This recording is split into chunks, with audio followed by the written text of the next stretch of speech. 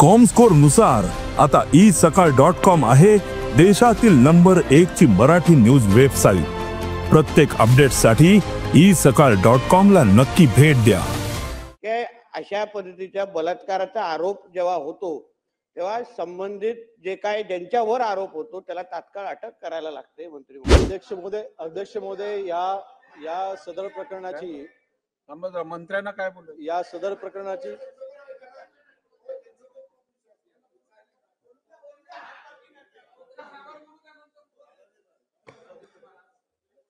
सन्माननीय सदस्य साटम साहेबांनी जो विषय या ठिकाणी मांडला, अध्यक्ष महाराज, गेली अनेक दिवसापासून या प्रश्नाच्या विषयी संपूर्ण वातावरण मागपुढे फिरतं। अध्यक्ष महोदय, एकदा या विषयाचा निकाल लागणं अत्यंत गरजेचे। अध्यक्ष महाराज, SIT स्थापन झाली, SITचा अजून अहवाल आपल्या समोर या ठिकाणी ते सगळं ते बोलले, तुम्ही नवीन काय बोलणार असाल तर बोला।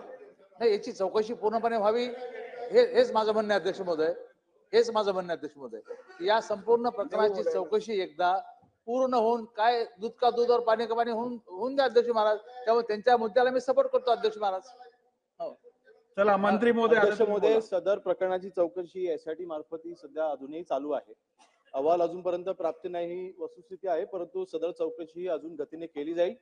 अध्यक्ष महोदय, जे काही विक्टिम होत्या त्यांचं सुसाईड झालं असं त्यांचं अगोदर म्हणणं होतं, परंतु नंतर आता प्रसार माध्यमांच्या माध्यमातून जी काही माहिती समोर येत आहे की त्यांचे वडील जे आहेत ते त्यांनी कोर्टामध्ये याचिका दाखल केलेली आहे। याचिकेमध्ये त्यांनी ज्या गोष्टी म्हटलेल्या आहेत त्या अपडेट प्राप्त झाल्याच्या नंतर त्यानुसार कोर्टाच्या मार्गदर्शनानुसार आम्ही ती कारवाई करू।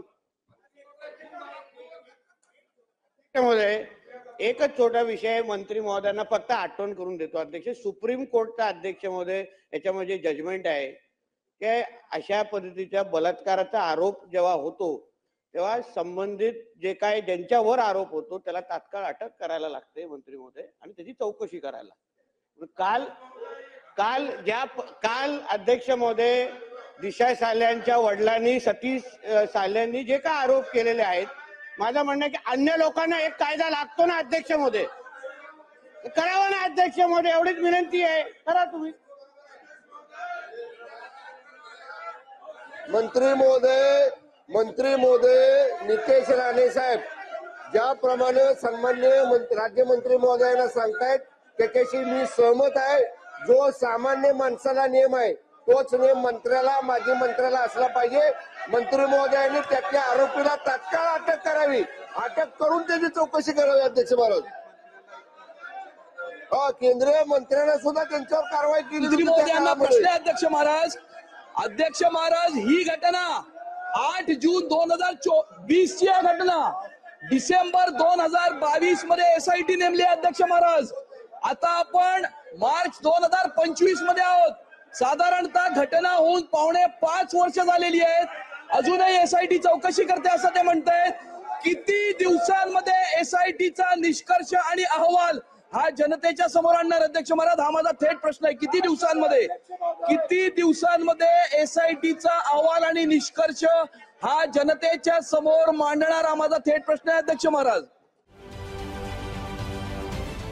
महाराष्ट्रातील सर्व बातम्यांचे विश्वासार्ह व्यासपीठ, सकाळच्या सर्व सोशल मीडिया प्लॅटफॉर्मला लाईक, फॉलो आणि सबस्क्राईब करा। तसंच सर्व नोटिफिकेशनसाठी बेल आयकॉन प्रेस करायला विसरू नका।